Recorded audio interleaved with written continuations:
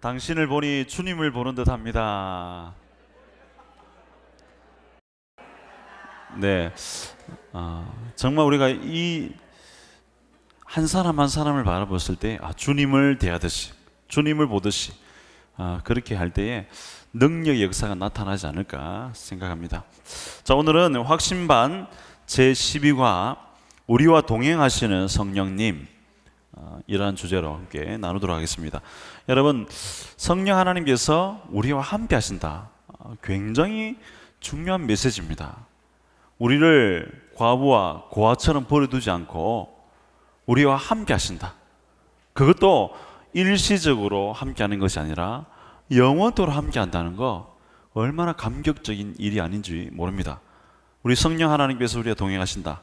이것만큼 가장 큰 축복은 없습니다. 구약에 보시면 창세기 39장에 보시면 요셉이 팔려지잖아요. 애굽의 종으로 팔려지고 또 종살이하는 가운데 하나님이 그런 메시지 주시죠. 창세기 39장 2절에 보시면 여호와께서 요셉과 함께 하심으로 그가 형통한 자가 되어. 지금 노예 상황에 있는데, 지금 남의 밑에 일하고 있는데 무슨 형통입니까? 망하는 인생이죠. 오히려 아버지 집에 거할 때가 요셉이 형통한 인생 아니었습니까? 그런데 남의 집에 거하고 종살이 할 때에 하나님께서 요셉에게 타이틀을 지어주는데, 요셉아, 너 망한 인생 아니야. 너 형통한 인생이야. 왜 그런 줄 알아? 내가 너와 함께하고 있어. 여러분, 하나님이 함께 하시면 진정한 형통의 주인공인 줄 믿으시기 바랍니다. 이게 우리가 위로가 되는 말씀입니다. 오늘 말씀 보시면요, 우리와 동행하시는 성령님, 이 과목, 이 제목 자체에 우리가 먼저 은혜를 받고 들어가야 됩니다. 하나님 우리와 동행하시는구나. 기가 막힌 메시지가 아닌지 모릅니다. 우리 암송구절 한번 보시겠는데요, 요한복음 14장 26절에 이렇게 말씀하고 있죠. 같이 한번 읽어보겠습니다. 시작. 보혜사 곧 아버지께서 내 이름으로 보내실 성령, 그가 너희에게 모든 것을 가르치고 내가 너희에게 말한 모든 것을 생각나게 하리라. 아멘. 우리 성령 하나님이 어떤 일을 하시는지 우리에게 명확하게 보여주고 있죠. 자, 보혜사 곧 아버지께서 내 이름으로 보내실 성령. 성령 하나님은 우리의 보혜사가 되시는 분이죠. 우리를 지켜보아 주시고 우리를 인도하시고 우리와 함께 하시고 우리에게 능력을 주시고 우리에게 지혜를 주시고, 특별히 그 성령 하나님께서 하시는 일을 이 요절이 우리에게 잘 가르쳐 주는데요, 보시면 그가 너에게 모든 것을 뭐 한다고요? 가르치고. 성령 하나님의 사역의 가장 큰 역할은 가르치는 사역입니다. 가르쳐요. 말씀을 깨닫도록 만들어 주십니다. 말씀을 이해하도록 만들어 주세요. 그래서 정말 배움을 갖지 못한, 초등학교도 제대로 못 나온 어르신들도 말씀을 읽을 때 성령이 깨닫게 해주시는, 그것을 성령의 조명이라 합니다. 조명. 여러분, 조명을 비추잖아요. 그래서 환히 밝혀주잖아요. 성령 하나님께서 말씀을 깨닫도록 하시는, 가르치는 사역을 하십니다. 그리고 두 번째 보시면 내가 너에게 말한 모든 것을 생각나게 하시리라. 성령 하나님의 두 번째 사역은 바로 생각나게 하시는 거예요. 우리가 어려움을 만났을 때에 말씀이 생각나도록 만들어 주시는 거예요. 어려운 일을 당했을 때에, 환난을 당했을 때에 말씀이 깨닫도록 만들어 주시는 거예요. 생각나도록 만들어 주시는 거예요. 우리가 잘 아는 로마서 5장 3절의 말씀, 환난 가운데에 우리가 즐거워하나니 환난은 인내를, 인내는 연단을, 연단은 소망을 이루는 줄 알미로다. 이게 어려운 가운데 생각나는 거예요. 그래서 하나님 우리에게 이 환난이 소망이 되게 하시는 분이 하나님이시구나 깨닫게 하셔서 이기도록 만들어주시는, 그것을 누가 하시냐면 바로 성령 하나님이 그렇게 하신다는 거예요. 자, 성령의 이 두 가지 면을 볼 수 있죠. 가르치는 티칭 사역과 또 리마인더, 생각나게 하는 그런 사역을 성령 하나님이 감당하십니다. 요즘만 봐도 우리가 은혜가 되죠. 자, 이제 들어가는 예화글을 보시면요, 성령님의 이끄심에 협력하라, 사랑하면 전도합니다 라는 책을 지은 빌 하이벨스 목사님의 짧은 글이죠. 보시면 요즘은 아침마다 눈을 뜨면 이렇게 선포한다. 제 인생은 주님의 손안에 있습니다. 한번 따라해 보시기 바랍니다. 제 인생은 주님의 손안에 있습니다. 다시 한번 가슴을 치면서 제 인생은 주님의 손안에 있습니다. 우리 제자 양육원 모든 교사들은 아침에 일어날 때 이 고백을 하시기 바랍니다. 제 인생은 주님의 손안에 있습니다. 그러면요, 그 하루가 하나님의 이끄심에 따라서 승리하는 그런 하루가 됩니다. 이 빌 하이벨스 목사님의 고백이죠. 오늘 제가 주님을 가리키는 표지판이 되게 해 주세요. 최선을 다해 주님께 협력하기로 다짐합니다. 주님을 위해 한마디 하라고 하시면 그렇게 하겠나이다. 조용한 가운데에 사랑과 섬김을 드러내라고 하시면 성령님의 능력 안에서 그렇게 하겠나이다. 당신의 영으로 저를 이끌어 주소서. 여러분, 이 목사님의 고백만 되면 되겠습니까? 오늘 우리 자신의 고백, 우리 가정의 고백이 바로 이런 고백이 되어야 할 것입니다. 이어서 보시면요, 나의 임무는 이것이다. 자, 임무가 이것이래요. 그저 성령님이 그러라 하시면 걷고 말 조심해야 할 때는 입에 자물쇠를 채우는 것이 나의 임무입니다. 그렇게 고백하죠. 성령님이 걸으라 그러면 걷고, 입을 채우라 하면 입을 채우고, 하라 하면 하고, 하지 말라 하면 안 하고, 이 성령님이 운행하시는 대로 살아드리는 그리스도인의 인생이죠. 오늘 우리 양육생들이, 또 우리 모든 제자 양육원 우리 교사들이 이런 삶을 살아야 될 것입니다. 성령님의 일용할 이끄심에 잘 협력한 날이면 나는 발을 쭉 뻗고 어린아이처럼 단잠에 빠집니다. 여러분이 내비게이션 아시잖아요. 여러분, 자동차에 요즘 다 내비게이션이 있고요, 제가 가진 이 핸드폰 속에도 내비게이션이 있습니다. 그래서 내비게이션이 시키는 대로만 딱 해놓으면, 목적지를 딱 설정해 놓으면 누구만 따라가면 돼요? 내비게이션만 따라가면 돼요. 그러면 정확한 번지에, 정확한 목적지에 딱 안내를 해줍니다. 그런데 내가 길 좀 안다고 내비게이션 무시해버리고 내가 막 운전하다 보면요, 모르는 길 갈 때요, 엄청 헤매게 됩니다. 내비게이션이 시키는 대로 딱 따라가면 되는 거예요. 여러분, 이 예화를 할 때 내비게이션 예화를 써도 될 듯 합니다. 그래서 내비게이션 있지 않느냐, 그것만 따라가면 우리가 정확한 행로, 정확한 경로, 정확한 목적지에 도착할 수 있다. 성령님이 바로 그런 분이시다. 성령 하나님의 인도하심을 따르는 인생이 가장 복된 인생이며 가장 능력의 삶을 살 수 있는 인생이다. 이렇게 말씀하시면 되겠습니다. 자, 이제 질문 들어가셨어요. 1번과 2번 질문은 하나님이신 성령님에 대해서 소개하고 있습니다. 성령님은요, 하나님이 아니신 분이 아니고 하나님이세요. 오늘 질문 속에도 있지만은 삼위 중에 제 3위에 계신 하나님이시죠. 하나님이십니다. 성령 하나님. 자, 하나님이신 성령님에 대해서 말씀이 어떻게 이야기하고 있는가 우리가 한번 질문을 통해서 살펴보겠습니다. 자, 1번 보시면요, 성령은 하나님의 삼위 중 제3위이신 하나님이십니다. 그분을 성경은 보혜사, 진리의 영, 그리스도의 영, 하나님의 영으로 묘사합니다. 성령이 하나님이시라는 것이 어떻게 나타나 있습니까? 자, 성령이 하나님이시다라는 사실을 이 말씀에서 증거해 주고 있습니다. 대표적인 말씀이 뭡니까? 바로 사도행전 5장 3절과 4절 말씀이죠. 사도행전 5장 3절과 4절. 네, 한번 같이 한번 읽어볼까요? 시작. 베드로가 이르되 아나니아야, 어찌하여 사탄이 내 마음에 가득하여 내가 성령을 속이고 땅값 얼마를 감추었느냐? 땅이 그대로 있을 때에는 내 땅이 아니며 판후에도 내 마음대로 할 수가 없더냐? 어찌하여 이 일을 내 마음에 두었느냐? 사람에게 거짓말한 것이 아니요 하나님께로다. 아멘. 자, 분명하게 이야기하고 있죠. 우리 아나니아와 삽비라의 그 성령을 속인 사건에 대한 이야기죠. 보시면 이 말씀에 분명히 선포하고 있는데 사람에게 거짓말한 것이 아니래요. 분명히 아나니아와 삽비라가 땅을 판 후에 하나님이 바치겠다 했는데 제대로 바치지 않죠. 그런데 사도가 분명히 지적하죠. 사람에게 네가 거짓말한 것이 아니다. 땅을 팔 때는 분명히 사도에게 이야기했겠죠. 근데 그게 사람에게 한 것이 아니고 하나님께 약속한 것인데 왜 하나님을 속이냐 이거죠. 그러니까 성령을 하나님으로 탁 묘사하고 있죠. 사람에게 말한 것이 아니고, 거짓말한 것이 아니고 하나님께 거짓말했다라고 이야기하고 있습니다. 자, 이것보다도 더 명확한 성령이 하나님이시다는 증거가 어디 있겠습니까? 성령이 곧 하나님이심을 우리에게 밝히고 있습니다. 내가 성령을 속이고, 이렇게 표현하고 있죠. 내가 성령을 속이고, 곧 그 속인 성령이 하나님이다. 사람에게 거짓말한 것이 아니고 하나님께 거짓말했다. 고로 성령은 하나님이시다라는 것을 말씀 우리에게 보여주고 있습니다. 또 한 구절 더 말씀 보시면 히브리서 9장 14절에 이렇게 고백하죠. 하물며 영원하신 성령으로 말미암아. 자, 성령 하나님의 존재의 특성에 대해서 보여주고 있죠. 영원하신 하나님, 영원토록 변함없으신 하나님. 이 성령 하나님은요, 바로 그런 분이세요.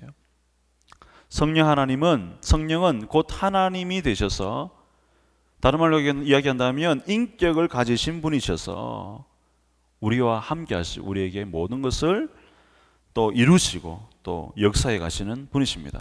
성령은요, 삼위 하나님 중에 제3위에 속하고 또 성부 하나님과 성자 하나님과 연합되어진 성삼위 하나님이심을 말씀이 이야기하고 있습니다. 자, 이제 2번 질문으로 넘어가시면요, 하나님이신 성령님에 대해서 또 이야기를 하고 있는데, 성령을 어떤 능력이나 감화력, 영향력 등으로 이해하는 사람들이 있습니다. 자, 성령 그러면요, 어떤 강하게 임하는 능력, 뭐 이렇게 감화력, 영향력으로 생각을 하죠. 그것도 성령의 사역입니다. 성령이 행하시는 역사죠. 분명히 맞습니다. 근데 그것만으로 성령을 이해한다는 것은 잘못된 것이죠. 자, 성경은 성령을 지정의의 인격을 가지신 분으로 말하고 있습니다. 자, 성령이 어떤 분이시라고 밝히고 있죠? 지정의, 이 3요소를 가지고 있는 분임을 이야기합니다. 자, 다음 구절을 통해서 확인해 볼 수가 있죠. 말씀을 보시면요, 고린도전서 2장 10절 말씀 우리 같이 한번 읽어볼까요? 시작. 오직 하나님이 성령으로 이것을 우리에게 보이셨으니 성령은 모든 것 곧 하나님의 깊은 것까지도 통달하시느니라. 아멘. 자, 성령은요, 하나님의 모든 것, 깊은 것 곧까지도 통달하십니다. 모든 것을 알고 계시는 지적인 분이신 우리에게 가르쳐주죠. 성령 하나님은요, 어리석은 분이 아닙니다. 모든 것을 통달하시는 분이에요. 모든 것을 다 알고 계시는 분이에요. 모든 것을 그래서 우리에게 가르칠 수 있는 분이에요. 가르칠 수 있는 분. 좀 전에 요절 암송 외웠잖아요. 모든 것을 가르치고 모든 것을 생각나게 하신다. 성령 하나님은요, 지적인 분이에요. 지적인 분. 지정의 요소 속에 지식을 가지고 계신 분이에요. 또 한번 살펴볼까요? 에베소서 4장 30절 보시면 같이 한번 읽어보겠습니다. 시작. 하나님의 성령을 근심하게 하지 말라. 그 안에서 너희가 구원의 날까지 인치심을 받았느니라. 아멘. 오늘 말씀 보시면요, 성령을 뭐하게 하지 말라고 표현하고 있습니까? 근심하게 하지 말라. 자, 성령이요, 이 감성이 있기 때문에 근심할 수 있는 거죠. 성령이 근심하면 안 돼요. 근심. 그러니까 정적인 요소가 있음을 말씀에 밝혀주고 있죠. 우리가 죄를 지으면요, 성령 하나님 근심하세요. 근심하세요. 우리가 나쁜 길을 행하면요, 성령 하나님 근심하세요. 슬퍼하세요. 그리고 반대로 우리가 의로운 일을 행하고 하나님이 뜻을 따라서 행할 때에 성령 하나님이 기뻐 역사하시는 줄 믿습니다. 이게 놀라운 성령 하나님의 모습이에요. 성령은요, 감성적인 부분을 가지고 있습니다. 근심도 하기도 하고 기뻐하시기도 하고 노하기도 하시고 모든 것을 가지고 있는, 이 감성을 가지고 계신 분이십니다. 자, 마지막 세 번째로요, 고린도전서 12장 11절 보시면요, 같이 한번 읽어볼까요? 시작. 이 모든 일은 한 성령이 행하사 그의 뜻대로 각 사람에게 나누어 주시는 것이니라. 아멘. 제가 빨간 글씨로 다 적어놨죠. 그의 뜻대로. 이게 뭐예요? 의지적인 부분. 의지적인 부분. 성령 하나님 의지를 가지시고 일을 추진해 가시는 분입니다. 성령으로 감동시키시고 성령 하나님이 계획하시는 그 일에 우리 모두가 반응하며 또 그것을 따라 살 수 있도록 그의 뜻대로 이끌어 가시는 분이죠. 지적이시고 또 감성적이시고 의지적인 요소를 다 갖추고 계시는 분이 바로 성령 하나님이십니다. 그래서 성령은 지정의 3요소를 다 갖추신 인격의 하나님이십니다. 성령은 단지 감화력, 영향력, 그냥 어떤 그런 현상만을 보이시는 그런 분이 아니시고요. 지정의 3요소를 다 가지고 계신 인격의 하나님이심을 여러분 강조하시면 되겠습니다. 자, 이제 3번 질문으로 가시면요, 성령의 하시는 일에 대해서 우리에게 밝혀주고 있는데요, 3번과 4번 질문이죠. 성령이 어떤 일을 하시는가? 성령 분명히 하나님이시다는 사실 우리가 확인해 봤습니다. 성령이 하나님이심을 발견했죠. 근데 이 성령이 어떤 일을 하시는가?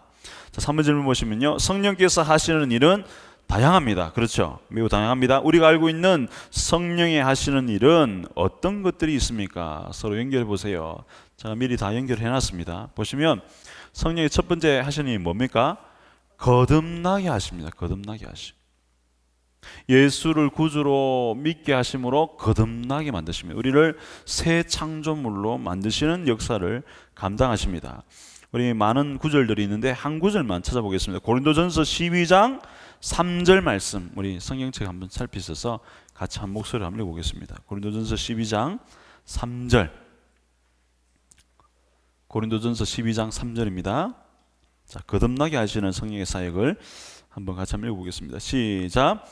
그러므로 내가 너희에게 알리노니 하나님의 영으로 말하는 자는 누구든지 예수를 저주할 자라 하지 아니하고 또 성령으로 아니하고는 누구든지 예수를 주시라 할 수 없느니라. 아멘. 자, 분명하게 이야기하고 있죠.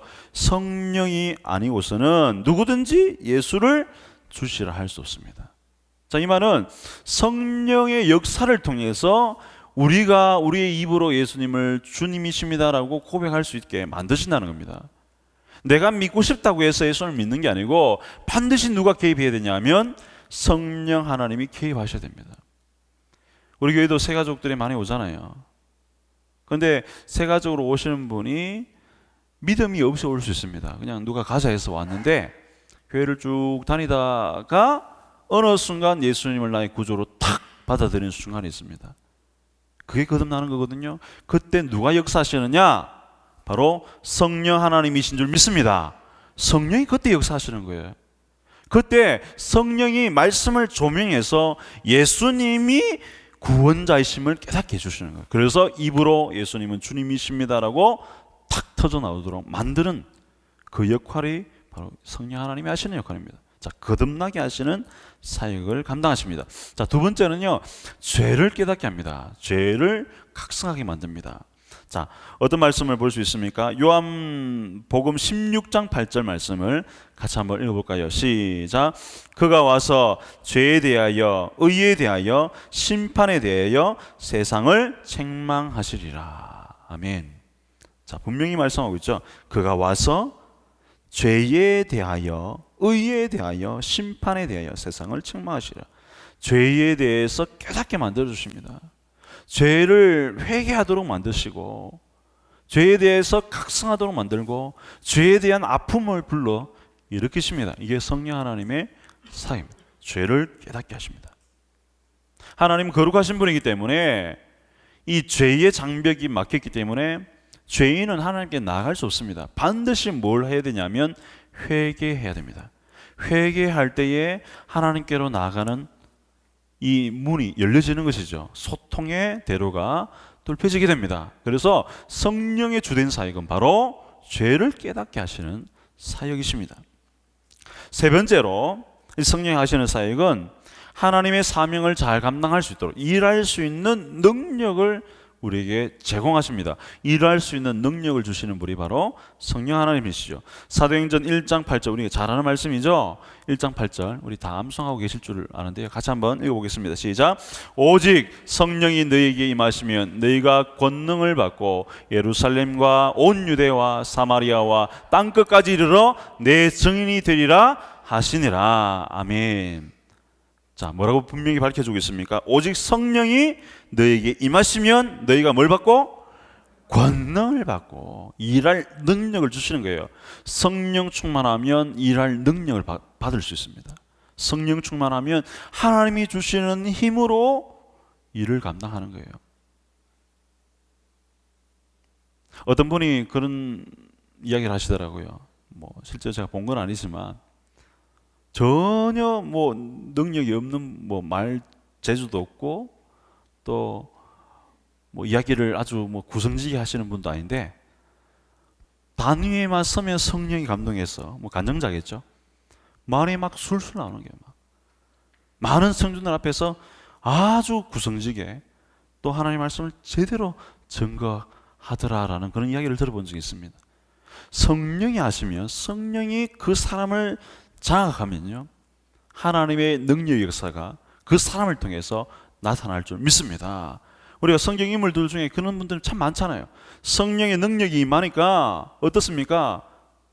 그 삼손도 나귀 득비를 빼갖고 그죠? 수많은 사람들을 때려 죽이지 않습니까? 성령이 임하시면 능력이 나타나는 거예요. 폭발적인 힘이 나타나게 됩니다. 그래서 우리가 성령으로 무장해야 됩니다. 성령으로 충만해야 됩니다. 우리가 교사 일을 하면서 제자 양육원의 교사 사명을 감당하면서 내 힘으로 하려고 하면요 바닥납니다. 고갈됩니다. 내 안에 있는 것을 퍼다가 남에게 주고 하다 보면요 내 마음에 이 양식이 사라지기 때문에 힘이 사라지기 때문에 고갈될 수밖에 없죠. 그러나 성령 하나님의 도우심을 구하면서 하나님 오늘 또 내게 능력 주세요. 오늘 또 내게 지혜를 주시고 체력을 주시고 감당할 힘을 주세요. 그 기도를 하고 하나님을 붙들고 성령 충만함으로 사역을 감당하면 피곤치 않을 줄 믿습니다. 오히려 그 사역에 힘이 나고 능력이 나고 에너지를 더 공급받게 됩니다. 이게 하나님의 사역이죠. 우리 제자 양육원 모든 교사들이 이런 능력의 사람들이 다 되시길 바랍니다. 자, 성령은 이런 역사를 합니다. 일할 수 있는 능력을 우리에게 제공해 주십니다. 자, 마지막으로 이 성령은요 진리의 영이 되시죠. 말씀을 깨닫게 하십니다. 말씀을 깨닫게 하십니다. 앞에서도 우리가 살펴봤지만 말씀을 깨닫게 하셔서 거듭나게 하시지만 또 말씀을 깨닫게 하십니다. 진리의 영이시죠. 자, 우리 한번 살펴보겠는데요. 요한복음 14장 17절 우리 같이 한번 찾아보겠습니다. 요한복음 14장 17절 신약성경 요한복음 14장 17절 자신 줄 알고 같이 한번 읽어볼까요? 시작. 그는 진리의 영이라 세상은 능히 그를 받지 못하나니 이는 그를 보지도 못했고 알지도 못함이라. 그러나 너희는 그를 아나니 그는 너희와 함께 거하심이요 또 너희 속에 계시겠습니다. 아멘. 자, 분명히 선포하고 있죠. 그는 예수님께서 나 이후에 보내질 그 보혜사 성령을 언급하면서 표현하시는데 그는 진리의 영이라. 진리의 영입니다. 성령 하나님은요 모든 것을 통달하시는 모든 것을 알고 계시는 진리 그 자체시죠. 그래서 보시면 세상은 그를 알지 못한대요. 세상 사람들은 그를 알지 못합니다. 그를 보지도 못하죠. 그러나 예수님 안에 있는 우리는 그를 안다라고 표현하죠. 왜냐하면 우리 속에 거하고 계시기 때문에 우리와 함께 하시기 때문에 우리는 성령을 알고 또 성령의 조명을 통해서 말씀을 깨닫게 하신다는 것을 알 수 있습니다. 자, 성령은요 진리의 영입니다. 말씀을 깨닫게 합니다. 세상 사람들은 말씀을 봐도 모르지만 성령이 거하시는 성령의 전인 저와 여러분들은 말씀을 볼 때 하나님의 조명으로 깨닫게 하시고 분별하게 하시는 줄 믿습니다. 자, 이 네 가지 사역 이외에도 여러 가지 능력의 역사, 뭐 시각적인 역사, 또 어떤 물리적인 역사 이런 것들도 필요하실 때 하나님께서 성령 하나님께서 감당하시죠. 선교회에 가보시면요 그런 이야기 듣지 않습니까? 이 날짐승이 와서 막 언어를 막 이야기하고 도망가라고 막 이야기하고 그런 역사들이 선교지에서 일어나거든요. 다 성령 하나님께서 주관하시는 것이죠. 이런 것들은 예외적으로 정말 하나님의 필요하실 때 사용하시는 외적인 부분이지만 이렇게 하나님께서 거듭나게 하시고 죄를 깨닫게 하시고 또 일할 능력을 주시고 또 말씀을 깨닫게 하시는 것은 성령의 고유의 사역임을 우리가 알 수 있습니다. 이것을 통해서 오늘날 많은 성도들이 변화되어지고 또 주님을 더 굳건히 믿는 그런 성도로서 세워지는 것을 알 수 있죠. 자, 성령이 하시는 일 네, 4번 질문 보시면요, 성령의 역할을 비둘기와 불로 성경은 이미지합니다. 그렇죠. 성령을 비둘기로 묘사하기도 하고 또 불로 묘사하기도 하고, 그렇죠. 그런 형상에 담긴 성령의 역할은 어떤 것입니까? 자, 이런 형상에 담긴 성령의 역할들이 있죠. 우리가 잘 아는 예수님의 수세 장면 때 나오는 이 성령의 역사가 있죠. 이 이미지가 있죠. 바로 비둘기와 같이 내려와, 이런 표현이 있죠. 마태복음 3장 16절 제가 읽어드리면요, 예수께서 세례를 받으시고 곤물에서 올라오실 새 하늘이 열리고 하나님의 성령이 비둘기같이 내려 자기 위에 임하심을 보시더니, 자, 예수님의 수세 장면 때 성령의 역사가 나타난 그런 장면을 묘사하고 있습니다. 또 마가복음 1장 10절에서도 동일하게 곤물에서 올라오실 새에 하늘이 갈라짐과 성령이 비둘기같이 자기에게 내려오심을 보시더니, 자, 비둘기라는 것으로 이제 형상화를 시켰습니다. 자, 이 비둘기는요, 온유함과 순결함의 상징입니다. 온유와 순결, 그리고 평화의 상징이시죠. 예수님은요, 이 땅에 평화의 왕으로 이 땅에 오셨지 않습니까? 하나님과 우리의 이 죄악된 원수된 관계를 해결하시는 분으로서, 평화의 왕으로서 이 땅에 오셨습니다. 예수님의 이 수세 장면을 통해서 성령 하나님이 그렇게 예수님을 비춰주고 있습니다. 비둘기의 형상을 통해서 예수님을 보여주고 있습니다. 사도행전 2장 3절과 4절에 보시면 또 다른 형상으로 이야기하시는데, 마치 불의 혀처럼 갈라지는 것들이 그들에게 보여 각 사람 위에 하나씩 임하여 있더니 불의 혀처럼 갈라진다. 이 성령을 불로 묘사하고 있죠. 활활 타고 있는 불로 묘사하고 있습니다. 자, 불은 어떤 역할을 하죠? 여러분, 불은요, 확 태우지 않습니까? 강한 능력이 있습니다. 강한 능력. 자, 성령 하나님은요, 강한 능력의 하나님이심을 우리에게 보여주고 있습니다. 불과 같이 강하게 역사하시는 그런 하나님이심을 우리에게 보여주고 있습니다. 또 다른 측면은 불과 같이 한거할 수 없는 은혜의 능력자로서 성령 하나님을 표현하고 있습니다. 여러분, 우리가 처음 예수님을 영접했을 때, 뭐 사람마다 편차는 있지만 우리 담임 목사님도 한 번씩 설명했지 않습니까? 강한 그 불과 같이 화끈거리면서 그렇게 우리의 몸에, 신체 가운데 역사할 때도 있지 않습니까? 저항할 수 없는 하나님의 은혜, 그래서 그 하나님의 말씀 앞에 부복하고 예수 그리스도의 앞에 부복해서 하나님의 백성으로서, 하나님의 사람으로서 거듭나게 만드시는 그 성령의 역사, 저항할 수 없는, 한가할 수 없는 하나님의 은혜를 대변하기도 합니다. 불로 나타내기도 하죠. 그래서 정리를 해보면요, 비둘기는 온유와 순결함과 평안을 상징하고, 이 불은 강력한 능력과 불가항력적 은혜를 상징하고 있습니다. 여러분, 성령은 화합의 역사와 강력한 은혜의 역사를 일으키시는 하나님이십니다. 여러분, 성령이 하시는 사역, 화합의 역사, 평화를 조성합니다. 반면에 마귀는 어떤 일을 합니까? 분열의 역사를 만듭니다. 깨지게 만듭니다. 모이지 못하게 합니다. 서로 미워하게 만듭니다. 그러나 성령은요, 화합시킵니다. 단결시킵니다. 또 서로를 사랑하게 만듭니다. 하나님의 뜻대로 살도록 뭉치도록 만들죠.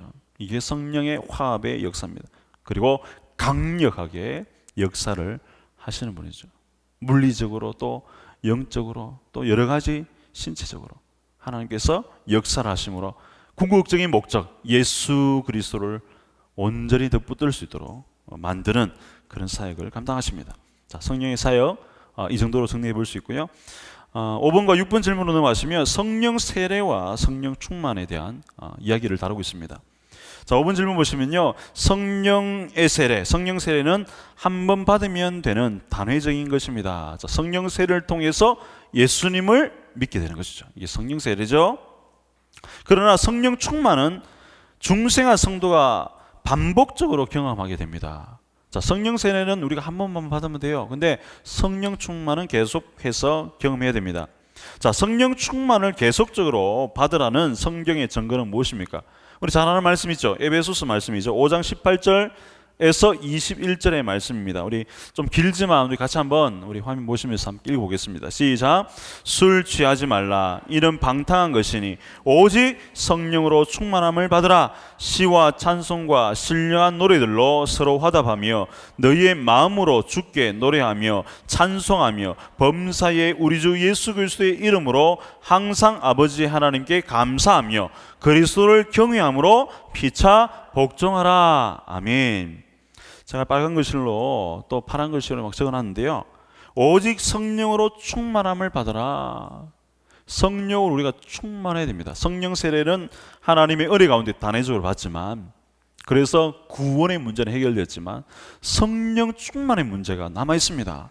성령 충만해야 오늘 말씀 보니까 뭘 할 수 있다고 표현하죠? 하나님을 찬송할 수 있습니다. 성령 충만할 때 우리가 뭐 할 수 있습니까? 하나님께 감사할 수 있습니다. 성령 충만할 때 우리가 뭐 할 수 있습니까? 그리스도를 경외할 수 있습니다. 다른 말로 예배자가 될 수 있습니다. 예배자. 성령 충만하지 않고서는요 찬송이 나오지 않습니다. 여러분 죄를 한번 지어보십시오. 여러분 삶에서 죄를 한번 지어보세요. 하나님 찬송의 이 입이 딱 열려질까요? 딱 닫혀집니다. 죄 지으면요 하나님을 찬양하는 마음이 싹 사라집니다.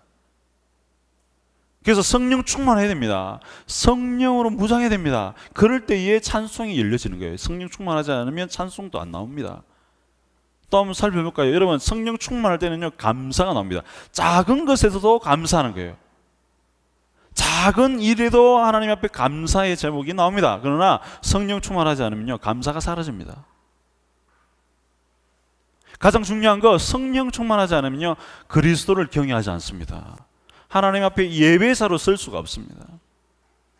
그러나 성령으로 무장하고 성령으로 충만한 인생이 되면 그리스도를 경외하게 되고 하나님을 사랑하게 되고 하나님을 두려워하게 됩니다. 그래서 하나님께 예배자로 세워지게 되는 것입니다.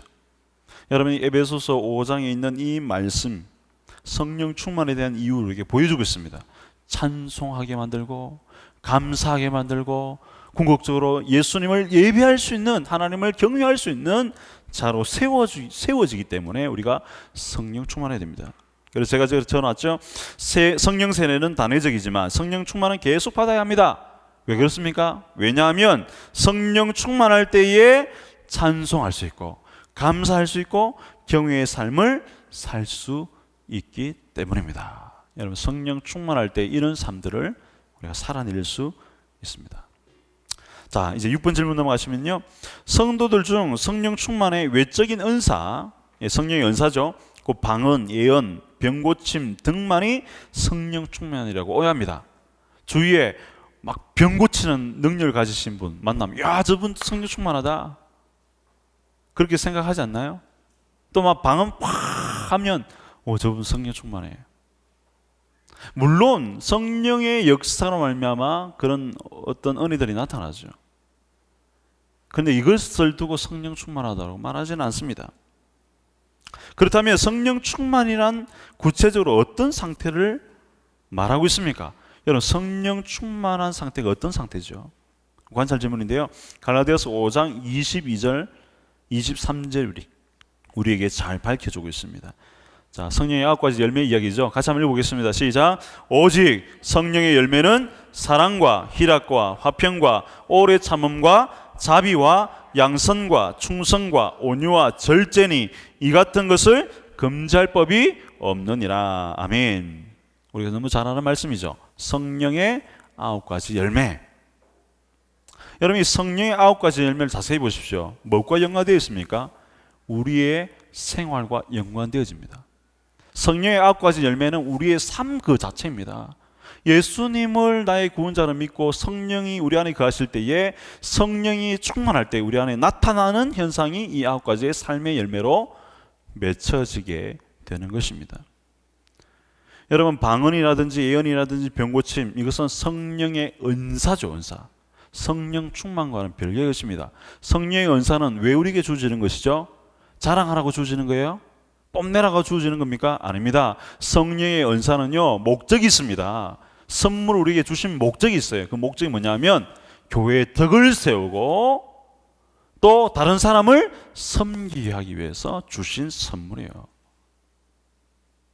그것은요, 남을 섬기라고, 교회의 덕을 세우라고 주신 하나님의 선물입니다. 각 개인마다 다 달라요. 어떤 분은 방언이 있는 분이 있고, 어떤 분은 예언의 연사가 있는 분이 있고, 어떤 분은 사랑의 연사가 있는 분이 있고, 섬김의 연사가 다 다릅니다. 하나님 주신 선물이에요. 그거는 교회 공동체를 아름답게 세워가기 위한 하나님의 선물입니다.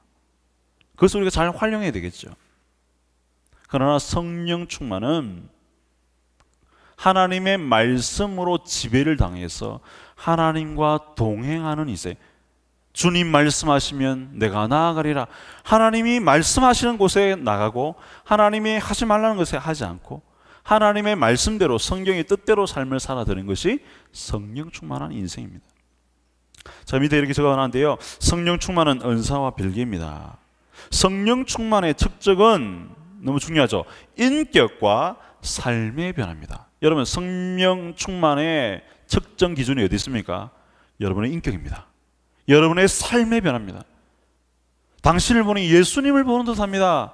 이런 말을 우리가 들어야 됩니다. 당신의 삶을 보니까 성령의 9가지 열매가 주렁주렁 맺혀 있습니다. 이런 말을 우리가 들어야 됩니다. 뭔가 예언을 하고 방언을 하고 뭔가 외적으로 병 고치고 이런 것이 중요한 것이 아니라 우리의 삶 속에서 이 9가지 열매대로 삶을 살아드리는, 누가 봐도 정말 예수님 같습니다. 참 말씀대로 살아가는 모습이 아름답습니다. 이런 소리를 우리가 들어야 되겠죠. 이것이 바로 성령 충만한 삶입니다. 쉽게 말한다면 말씀의 대로를 따라 걷는 사람, 이것이 성령 충만한 사람입니다. 자, 밑에 또 하나 적어놨는데요, 은사는 성령의 선물로 자랑이 아닌 섬김을 위한 수단이다. 그래서 제가 말씀했죠, 은사는요 섬기기 위한 수단입니다. 하나님이 주신 도구에 불과합니다. 이걸 잘못 사용하면요 성령 충만이 아닌 성령을 완전히 무너뜨려 버리는 그런 이단이 되기도 하죠. 엄청난 실수를 저지르기도 합니다. 우리는 하나님 주신 이 은사를 잘 선용해야 됩니다. 하나님의 나라를 세우는 일에 이것을 사용할 따름이지, 성령 충만한 삶은요 바로 삶과 인격과 관계되어 있다는 것을 우리는 반드시 깨달아야 됩니다. 그래서 우리의 인격이 곧 성령 충만한 모습임을 여러분 기억하십시오. 믿음은 다른 곳에 있는 것이 아닙니다. 어떤 목사님이 저한테 그런 말씀을 하셨는데, 목사님, 믿음은 곧 인격입니다. 저는 그 말씀에 100% 동의합니다. 믿는다는 게 무엇입니까? 그것은 바로 하나님의 말씀대로 살아가는 인격을 의미합니다. 믿는다라고 이야기하면서, 수십 년 믿는다라고 이야기하면서 인격이 제대로 갖춰주지 못하면, 삶이 엉망이면 그 제대로 믿는 게 아니죠. 예수님의 제자라면, 예수님을 따르는 사람이라면 예수님의 모습대로 우리가 삶을 살아가는 것이 마땅합니다. 그것이 믿는 자입니다. 오늘 우리의 삶이 얼마만큼 성령 충만한가, 우리 자신을 뒤돌아보고 예수님을 따라갈 수 있는 그런 사람들이 다 되시길 바랍니다. 이제 마지막 이 7번부터 9번까지는요 성령 충만의 비결입니다. 그러면 어떻게 성령 충만해질 수 있는가? 성령 충만의 비결에 대해서 이야기하고 있죠. 자, 7번 보시면 성령 충만을 가로막는 걸림돌에는 어떤 것들이 있습니까? 자, 분명히 성령 충만 받지 못하게 하는 것이 있습니다. 그게 뭘까요? 관찰 질문인데요, 사도행전 2장 38절 우리에게 정확하게 가르쳐주고 있습니다. 같이 한번 읽어보겠습니다. 시작. 베드로가 이르되 너희가 회개하여 각각 예수 그리스도의 이름으로 세례를 받고 죄 사함을 받으라. 그리하면 성령의 선물을 받으리니. 자, 뭐가 성령 충만을 받지 못하도록 할까요? 죄입니다. 죄는요 성령 충만을 받지 못하게 합니다. 죄악 가운데 거하면요 성령이 충만해질 수 없습니다. 성령이 바닥납니다. 죄를 저지르면 저지를수록 성령이 바닥납니다. 성령 하나님, 좀 전에 우리가 감성적인 요소에서 살펴봤죠. 근심합니다. 성령이 역사할 수 없습니다. 성령 충만의 비결은요 바로 죄를 짓지 않는 것입니다. 만일 죄를 지었더라면 회개하는 삶을 살아야 됩니다. 그러면 성령 충만해질 수 있습니다. 사도행전 2장 1절에서 4절 보시면, 오순절 날이 이미 이름에 그들이 다 같이 한 곳에 모였더니 그들이 다 성령의 충만함을 받고 성령이 말하게 하심을 따라 다른 언어로 말하기를 시작하니라. 자, 다 같이 한 곳에 모였습니다. 뭘 했을까요? 기도했겠죠.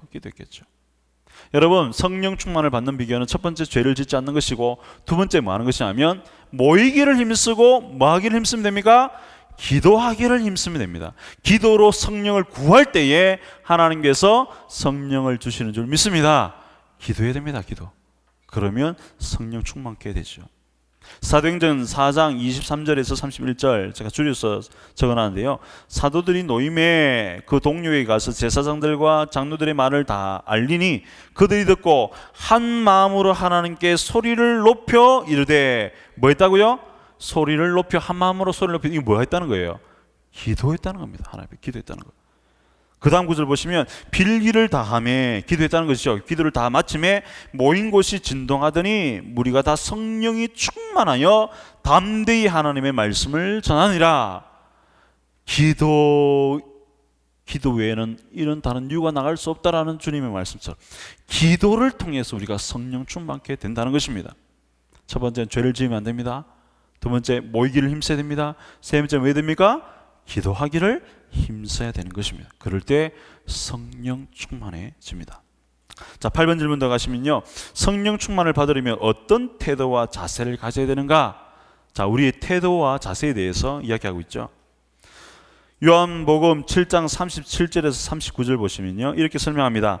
명절 끝날 곧 큰 날에 예수께서 서서 외쳐 이르시되 누구든지 목마르거든 내게로 와서 마시라.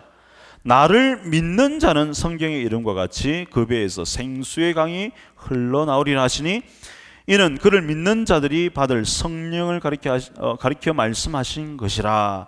자, 나를 믿는 자가 성령 충만하게 된다는 것을 말하고 있죠. 첫 번째는 믿음을 가져야 됩니다. 믿음. 예수 그리스도를 믿는 믿음을 가져야 됩니다. 예수 그리스도에 대한 확실한 믿음을 가질 때에 성령 충만해질 수 있습니다. 또 어떤 태도와 자세를 가져야 됩니까? 요한복음 14장 23절 보시면 예수께서 대답하여 이르시되 사람이 나를 사랑하면 내 말을 지키리니. 자, 여기에 태도가 있죠. 뭘 해야 됩니까? 예수님 사랑하면 반드시 뭐 해야 됩니까?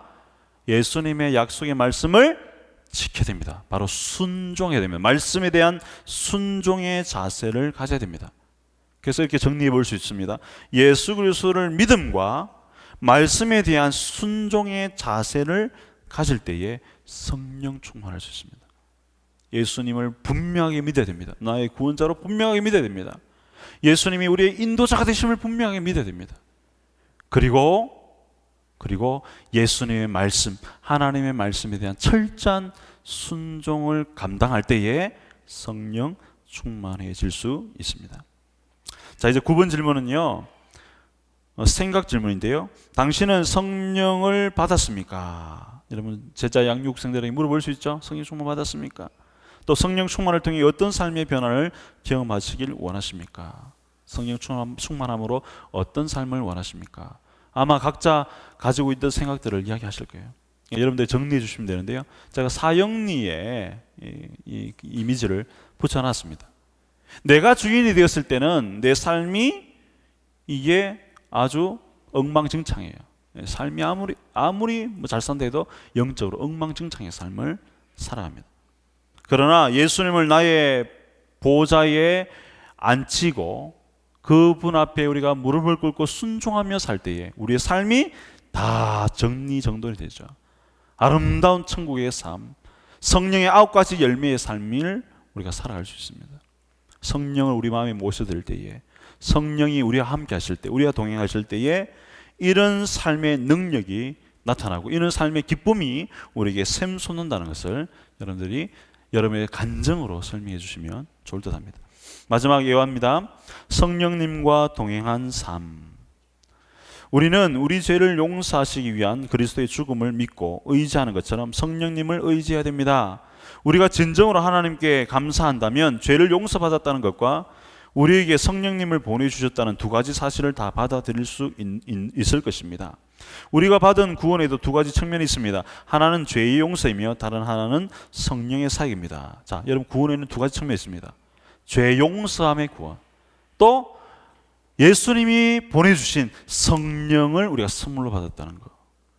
이 성령은 우리와 영원토록 함께 하시고 우리를 지키시고 보호하시고 깨닫게 하시고 또 기억나게 하시는 그런 사역을 감당하신다는 것을 우리가 믿어야 됩니다.